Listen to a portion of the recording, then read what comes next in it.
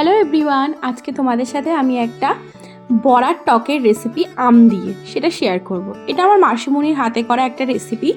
গরম গরম ভাতের সাথে আর নিরামিষ দিনে যা জমে যাবে। একবার ট্রাই করে অবশ্যই দেখো। তার জন্য চলো রেসিপিটা শুরু করি। কিভাবে করলাম তোমাদের বলে দিই। সবার প্রথমে মটর ডালের বেটে বড়া করে নিতে হবে। তোমরা এখানে মটর ডাল, ছোলার ডাল যে কোনো ডাল দিয়ে বেটেই করতে পারো। এখানে মাসিমণি মটর ডাল বেটেই বড়াটা করেছিল তাই বললাম। আর এদিকে বড়াগুলো ভেজে নিচ্ছে আর একটা পেস্ট তৈরি করে নিচ্ছে। তাতে দিয়েছে পোস্ত আর দিয়েছে তিল, সাদা তিল আর কয়েক চামচ কালো সর্ষে। সাদা সর্ষে যে কোনো একটা সর্ষে দিলেই হবে, কিন্তু কালোতে টেস্টটা ভালো আসে বলে কালো সর্ষেটাই মাসিমণি দিয়েছে। আর দিয়ে দিয়েছে পরিমাণ মতো কাঁচা লঙ্কা ঝালের জন্য। তোমরা যেরকম ঝাল খেতে চাও সেরকম দিতে পারো, একটু ঝাল ঝাল হলে ভাল লাগে খেতে। এদিকে মাসিমণি বড়াগুলো একে একে সব ভেজে নিয়েছে, তোমরা দেখতেই পাচ্ছ। আর একটা আম কেটে নিয়েছে, একটা মিডিয়াম সাইজের আম কেটে টুকরো করে ধুয়ে পাশে রেখে দিয়েছে। আর এই দেখো বড়াগুলো কি সুন্দর করে মাসিমণি ভেজে নিয়েছে। এবার কড়াইতে তেল দিয়ে শুকনো লঙ্কা, সর্ষে আর মেথি ফোড়ন দিয়েছে। ফোড়নের গন্ধটা জাস্ট অসাধারণ লাগে। আর এবারে বেটে রাখা মশলাটা দিয়ে কষিয়ে নিচ্ছে, সামান্য নুন আর হলুদ দিয়ে জল দিয়ে ফুটতে দিতে হবে।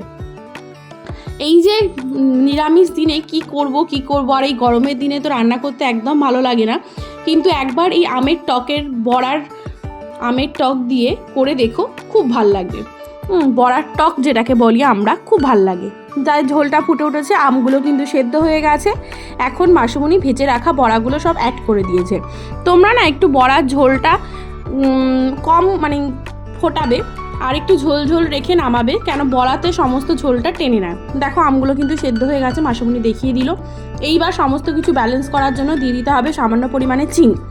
আর নামানোর আগে দিয়ে দিতে হবে একটু ধনেপাতাটা অপশনাল, তোমরা দিতেও পারো নাও দিতে পারো। এখানে মাসিমণি দিয়েছে, দিলে কিন্তু টেস্টটা খুব ভালো আসে। তোমরা একবার অবশ্যই বাড়িতে ট্রাই করে দেখো।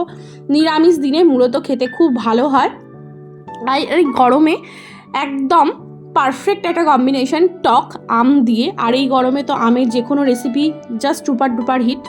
অবশ্যই কমেন্ট করে জানিও কেমন লাগলো। ভালো লাগলে অবশ্যই লাইক করো, কমেন্ট করো, চ্যানেলটাকে সাবস্ক্রাইব করতে ভুলো না। আর নতুন নতুন ভিডিও দেখার জন্য আমার সাথে থেকো। আজকের মতো এই পর্যন্তই, চলে যাচ্ছি।